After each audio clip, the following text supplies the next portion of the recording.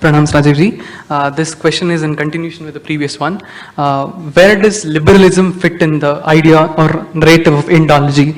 Our society is liberal in nature, though my context is we have sadhus saying the girl should not wear jeans. So that is not my Hindu history. We were liberal in all our thoughts, right? So how do we perceive the idea of liberalism for current context? So the word liberal is misused because anybody can start calling himself liberal.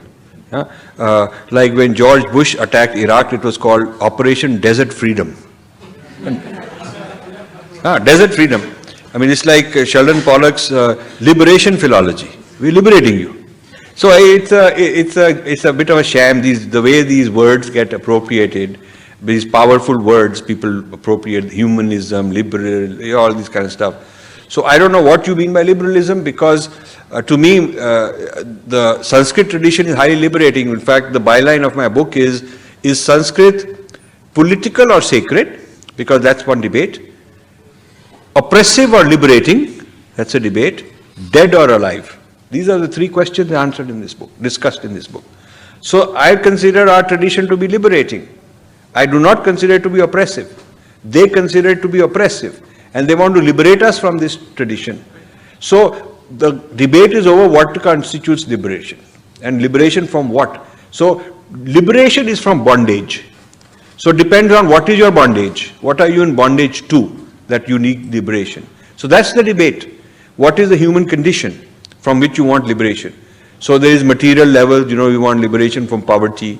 There is liberation from the bondage of, kind of oppression, social oppression, injustice. You want liberation from that. There's also liberation from the ego.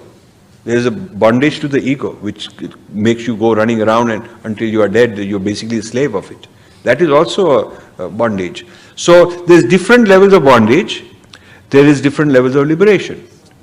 So and our tradition discusses all of this. It is not just moksha.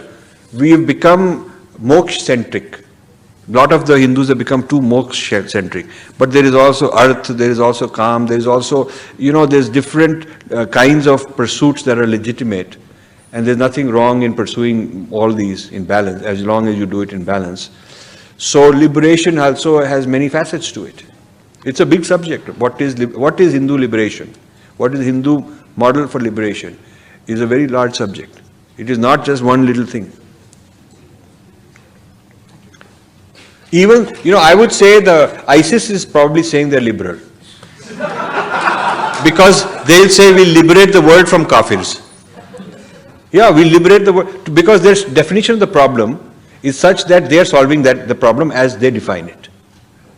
So everybody thinks that their ideology requires them to do whatever they're doing because they're liberating us from that particular problem which their ideology sees. So that's the thing,